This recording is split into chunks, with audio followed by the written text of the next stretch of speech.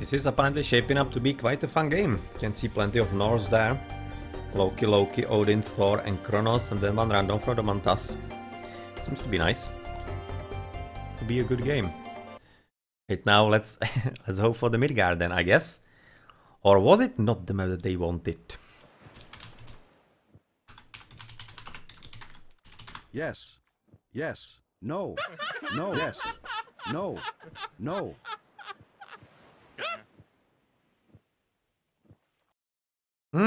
And they get the land map. Nice. Oh, this is gonna be good. Odin, Thor, Kronos against Loki, Oranos. This is gonna be good. This is gonna be actually really good. Okay, should be quite an aggressive game with raiding all across the map and stuff like that. That we could be expecting for the whole duration of the game. So there we go. Yep, right now J4 is gonna be happy with this, I'm hoping. But he's probably right now reacting to the random go for the opponent. Midgard would have probably been better. Yeah, well, they do have a bit of a problem because the double Loki with Oranos is probably gonna be rather challenging for Thor, Kronos and Odin. I'm expecting, so I'm kind of looking forward to how this is gonna be played. As you should be probably seeing plenty of mythical units for the opponents, but yeah, well. Let's start with, for example, having a look where the gold mines are and stuff like that. So J4 so far is having kind of solid position. You can see the wood line gonna be protecting with the tower potentially as well, though he seems to be open through the left side quite a bit. Nice, maybe gonna be a bit of an issue as he does have the chickens. He's going for the zebras to bottom. So is at least everybody seen them or not? Or has he discovered some extra hunting? Or maybe even like, well, this gold, certainly helpful. You can see they're gonna be having back TCs. And where was the great hunt from Swissboy used? As a new player today. Or rather today. Well, yeah, today as well.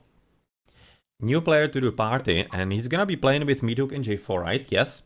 And he is quite solid player, obviously. Those who know him, he is quite high level, especially with his Norse and in team games. So looking forward to that. And he used Great Hunt. I think it was a combination of the zebras and the goats. I think it was, because the zebras are in quite high numbers. The other zebras somewhere else are only like 2-3. So yeah. Definitely use it on the combination, so that's one of the better uses that you can be having it on.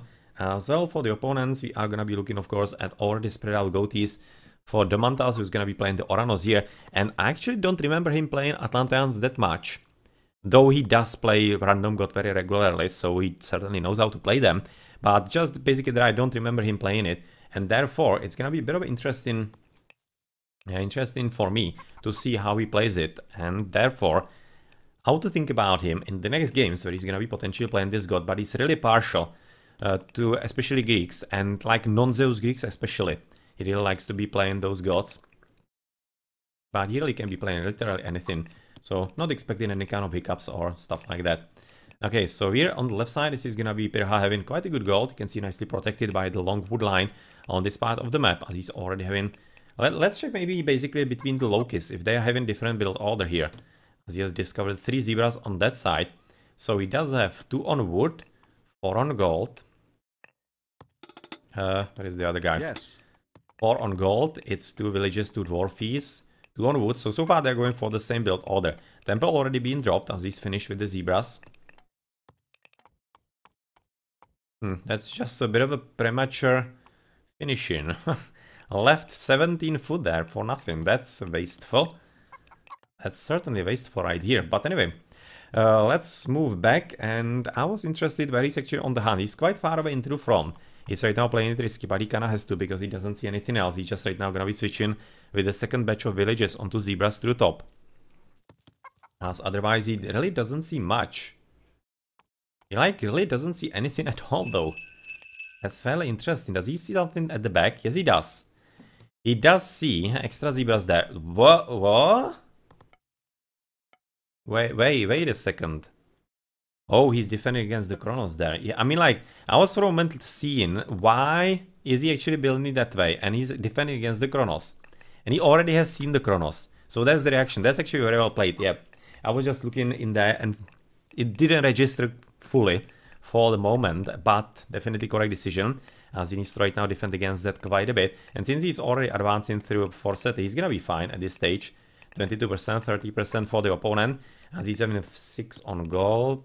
6 on gold. Yeah, they're having basically the same build order, though a bit different in the villager and dwarf ratio.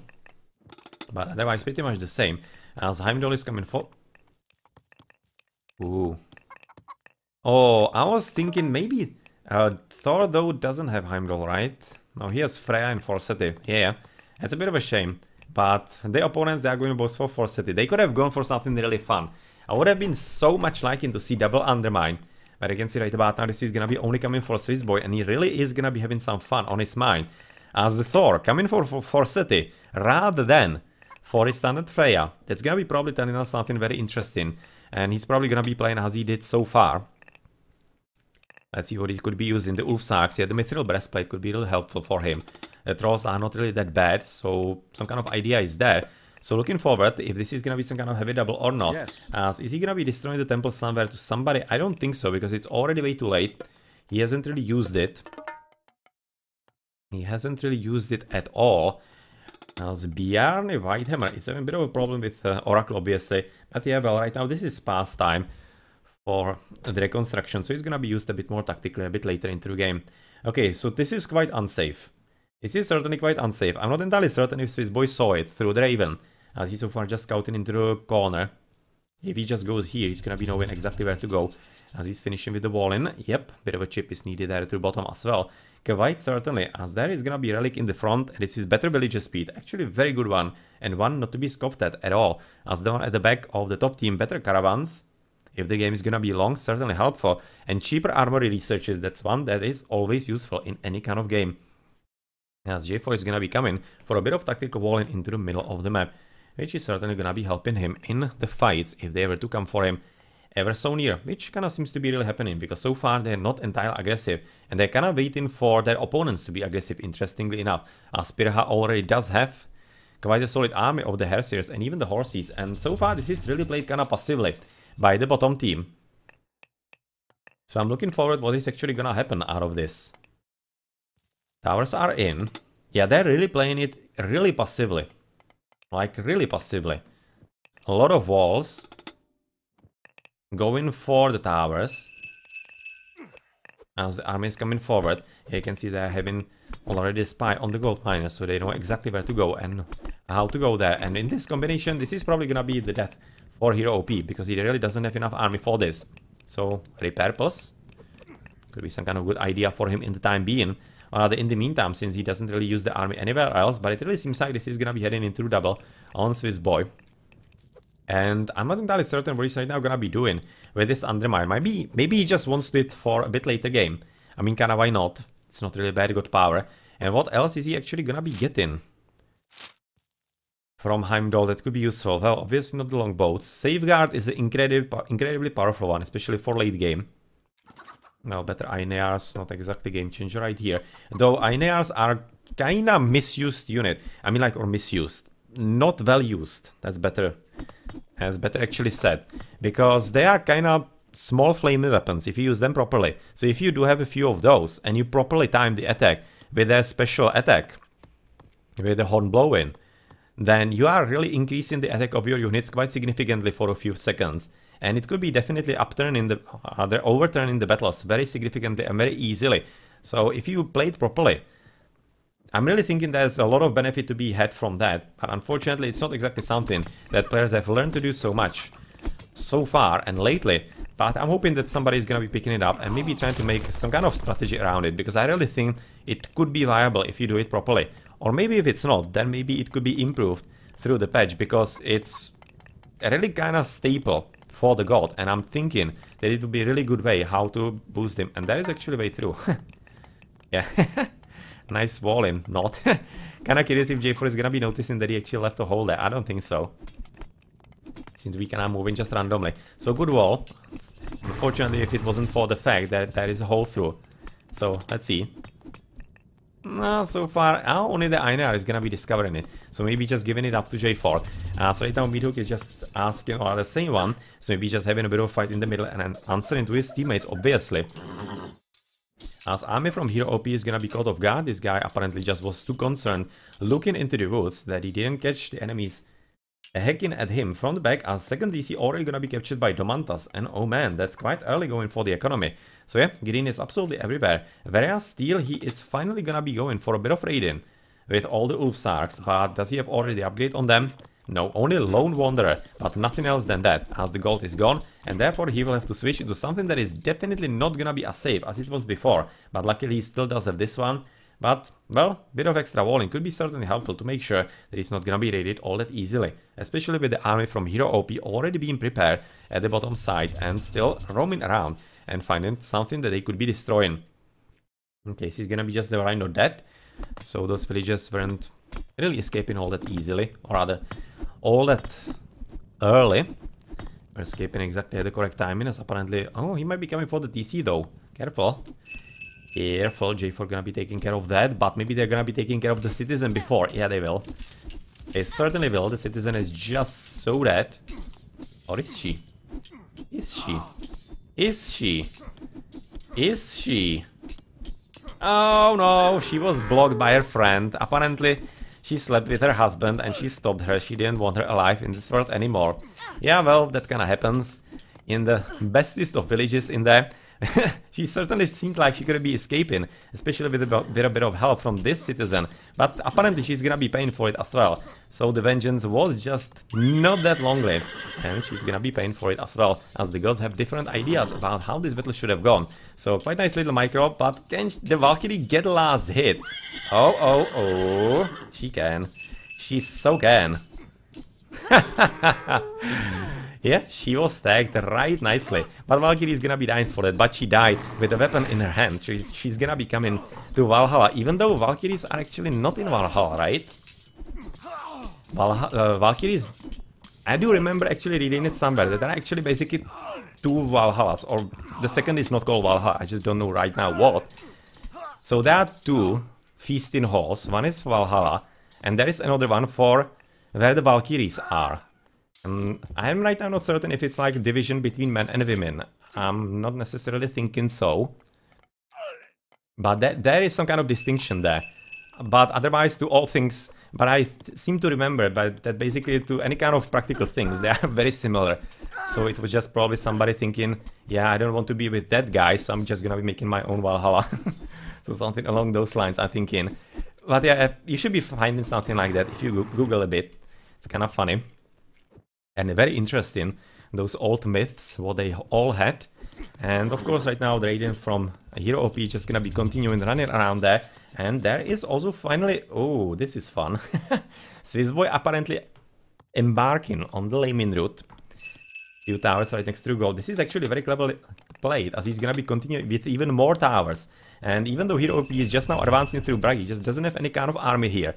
As another tower is gonna be finished, and this is very well done and quite nicely thought through, and it will be definitely problematic for the players on the top side, quite significantly. Very well played by Swissboy, as there's gonna be strong attack by Meathook on this TC in the middle, but with the army already being here, I'm not entirely certain this is gonna be all that easily killed. Doesn't have any upgrades just now, as the Murmilos are at least medium. They don't have any kind of upgrades that I could be readily seeing. Be clicking on the normal one. Yeah, it doesn't have anything, as the TC is still halfway there. But yeah, right now the units are just gonna be completely destroyed. So this is kinda overestimated for Meathook, ever so slightly, as there's still a bit of raiding through bottom. But it seems to be really well taken care of by Swissboy, who is just doing what he can to really annoy the opponents as much as possible. As Battleboar is having quite a bit of different idea about all of this, trying to destroy that quite significantly, but front TC has been taken by Pyrrha. But maybe so is gonna be also by J4, who is kinda having the back one already. You can see Meathook coming for it as well. As he's at least guarding it for the time being. But unfortunately, DC in the middle, that was just up to a bit above the capabilities of Meathook's army, and he is gonna have to retreat. So unfortunately, that was just a bit of a wasted opportunity. He did lose some units, but of course he forced some losses to the opponent as well, so it wasn't really that useless. It did something for him, and therefore, well, HerroOP is just gonna be continuing with raiding. Apparently this villager is gonna be another one dying here very quickly, and then he's just gonna be waiting what maybe Green is gonna be doing with his little army, as the Raven is just swooping down, as she was killed somewhere in the raiding, or rather scouting. And it seems that Meathook should be really having this battle quite well in hand. Medium Murmilos, no upgrades against medium Murmilos, I think as well, yeah. Medium Murmilos there also. That's quite nicely built up by Swissboy. Ah, if it wasn't for this gold mine. A bit more into the corner. But anyway, there is a TC already captured by Domantas in the front, so it's basically 30 C already. This TC is probably gonna be captured by Swissboy in some kind of timely manner as well. As on the left, yeah, well, J4 is already facing the Meathook. The power of the dragon, Astea and Scar is being researched for plenty of players as well, whereas Axe of Muspel and Winter Harvest is getting for J4, so that he could be having a bit easier time against the dragon. Quite certainly needed, especially at this point. But with the army of Meathook, which is not exactly shooting either, you can see only the medium Turmas there, not exactly heroes. Well, the Meathook is still gonna be quite powerful, and they probably have to wait for a few more upgrades of their own. So J4 so far, no upgrades whatsoever. For the purple player, we have already seen absolutely nothing there as well. Still, this Radiant is... I mean, like, this Radiant is here for quite a few minutes already, and they still haven't gotten rid of it. They significantly underestimating this. It's also very well played by HerroOP, as it's killing plenty of villages and units and stuff like that. Really making it quite uncomfortable for the opponents to really gather continuously. But at least right now J4 is gonna be learning about a few idle villages. Quite a few more than just a few. And that's gonna be maybe helping him in the fight, as he's right now not having enough attention here, as he's hoping that Meathook is gonna be helping properly. As well, in the middle, there is gonna be a bit of an army of Swissboy being pushed back. And the problem is that he's right now facing not only the Stymphalian birds, which are always a boon, or rather bane, the other word, bane for the Norse. He's also facing heavy Murmilos, which are gonna be making stuff quite a lot more harder. But it really seems that we're gonna be heading into something like double Ragnarok from the Odin and from the Thor on top of that as well, as Styr is coming from HerroOP. Oh well, that might be kinda interesting. If he actually times it properly, so with his flaming weapons, that could certainly be coming forward. As his teammate, well, I mean, like, they don't really need to worry about anything all that much. They're not exactly facing ceasefires in this game, but this is very well played right now by HerroOP. As he's moving forward, he's having the second TC there, but he's gonna be stealing a third one.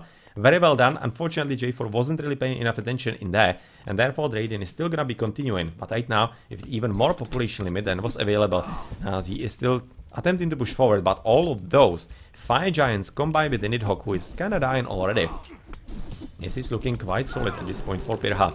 So let's have a look at his upgrades. So far only Copper Mail, but he's already in the mythical age, obviously. As yeah, the army is certainly coming forward, and HerroOP is just gonna be waiting, yeah, for his... well, kinda thinking maybe he could have tried the flaming weapons there with the Flame Bull Winter. Because if he got the... yeah, right now, I'm thinking this is way too late. You could have attempted it a bit earlier. Right now, all the wolfies that he's gonna be getting here are gonna be certainly helpful, as they have absolutely ridiculous attack at 14, and all the extra defenses are solid, but not exactly the melee one. 20% on melee. They could be destroyed there, but the TC should be standing. But question is for how much longer, as the Mountain Giant, well, he's probably gonna be destroyed, as the other army as well. But problem is that Purple's army has been completely destroyed also, and therefore another TC on the right flank for Domantas is also coming for him, so he's gonna be already at 4, and Swissboy having quite a hard time, as he's also losing tons of villages right now to all the wolfies, and not only them, also to all the Stymphalian birds supporting all of that nonsense. Okay, Hecate, that's probably gonna be just following up right here. I mean, like, why not? I could be easily seeing it. Even coming for here, as Balder is coming through the town center, so it's gonna be very important to keep it alive. As for, well, Tartarian Gate being cast, it's gonna be where then? I missed it. Oh, there it is. Into the middle of the TC, on the middle of the base of Meathook, and that's gonna be quite a bit of a problem, as Atlanteans are really having a bit of an issue how to deal with this. Especially with his army already being kind of destroyed and sent to help on the left flank. But yeah, Frost has been cast, Swissboy cast it as well, and I hope they haven't cast it on the same spot. I haven't seen it. There's a TC at the back still available, but I wouldn't underestimate the possibility. Oh no, there it is. Oof. Whew. Almost thought that it could have been cast at the same spot, some kind of misunderstanding, but apparently not. But Ragnarok for Swissboy is here. He's gonna be facing heavy Murmilos with Copper in there. Swissboy is gonna be having what? Only Copper. Oh well, Ragnarok without upgrades, that's gonna be costly. Especially with this already being built here. And all the Stymphalian birds, he's gonna be really bad. Really bad indeed. Yeah, this is kind of funny, but unfortunately, there is gold mine right next to it. There is quite freely available, so therefore not much to be gained from that, all that much. But TC for J4 is right about now gone, and he's gonna be still having some legions through bottom, but not for much longer. As right now the Stimfall numbers are all on top of them, as Swissboy is gonna be right now resigning. And it seems that Meathook with J4 are just not gonna be having their day today. And it's not gonna be victory even in the last game here. So, GG, and we are looking at victory for HerroOP, Pyrrha and Domantas through quite a solid aggressive play. Yeah, well, it has to be said, double Lokis with Oranos is quite a good matchup against Odin with Thor. And a Kronos, I think? Yeah, and a Kronos. So it was kinda solid, but still, it's not impossible. It's not impossible, but they were just, maybe just a bit too passive in the start, while they at the start. And Swissboy's attempt with the gold, kinda nice, but really, this is kinda just pretty sad for him, I'm guessing. Domantas being kinda nasty there. But raiding for HerroOP, that was really one of the most important parts here. It was really incredibly important and incredibly annoying to the opponent, and just couldn't get rid of it for the whole game. For the whole game they couldn't get rid of it. I think they maybe underestimated it a bit. And it really cost them quite significantly, because it just disrupts you, slows your economy. You have to have army in the defense all the time, you cannot be raiding too much. So it just all follows and snowballs.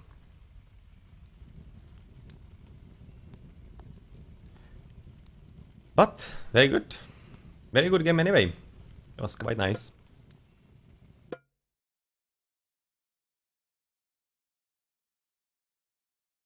Okay, so in the post game, what are we gonna be seeing here? Well, Domantas with the high score. Well, he was having probably the most comfortable game. So, when he was the Atlante and the Oranos, so yeah. Yeah.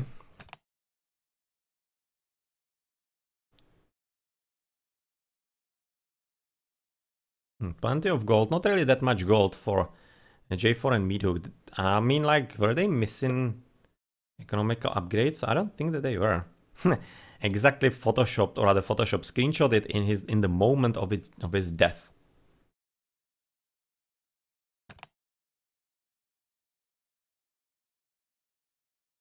Exactly when he's dying.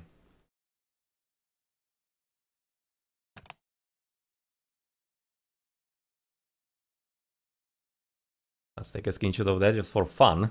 And basically you can see the fast mythical age from Pyrrha was definitely also one of the most important parts of the battle on the left side, because J4 just couldn't defend it against that all that much. It was just really hard.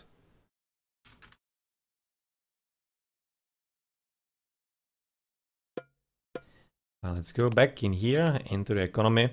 Oh yeah, we wanted to actually check the economical upgrades, kind of forgot about that. Endux, and he's having good upgrades, really. I don't think that was the problem.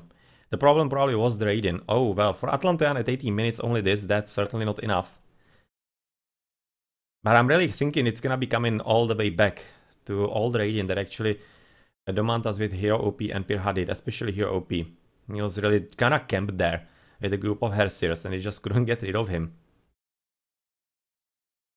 And then it just basically throws you off your game, and things follow after each other. You can see here OP having military count and units, killed so many of them, but he probably killed many through the Wolfies on the Fimbulwinter. I'm not certain if it's counting, but it might. It really might. But otherwise nobody was really that effective. Only Swissboy, units killed 57, or rather the opposite way. 57, lost 130. But otherwise the efficiency really wasn't there for anybody. Even Domantas was 60-60, just basically tied. Pyrrha was slightly positive, so nothing all that huge. Interesting. Same upgrades into the heroic age, 14-12. For both Domantas and Swissboy.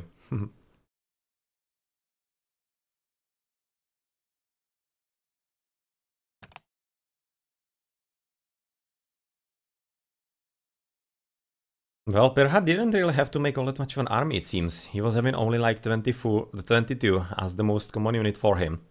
For Swissboy 29 Ulfsars is kind of similar for J4 26 throwing Axemen. They didn't really get into kind of big fights. And prolonged fights rather. But yeah, well, when the Stimfally Umbrats came, situation was getting real. And since, of course, Meathook as a Kronos couldn't get them, then he didn't have the same kind of power spike as Domantas had with them against the Norse.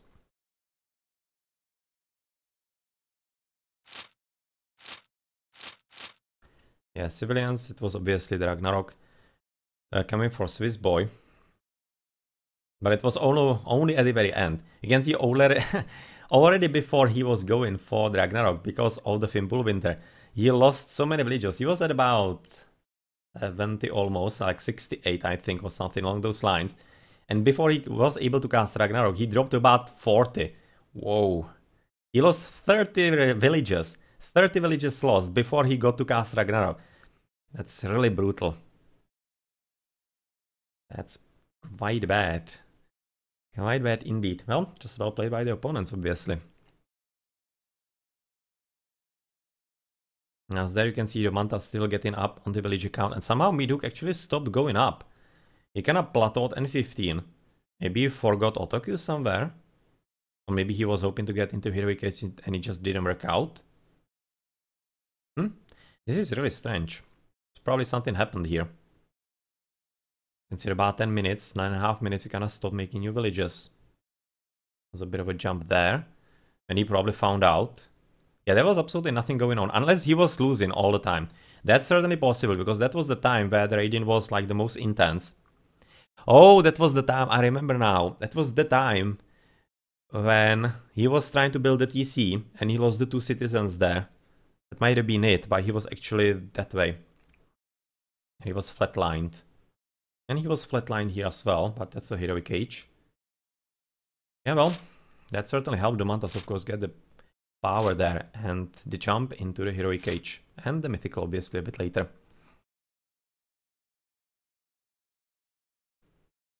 Yeah, quite solid losses. Meathook having a huge army, but unfortunately didn't have the proper upgrades and probably didn't even have the proper fights there, as they were having to fight against the flamey weapons of HerroOP. And that's where it kind of went south. And a bit before it went south for J4, who was fighting already against the Mythical Age Pyrrha, who was already growing, and against the Nidhogg, and it also didn't help too much.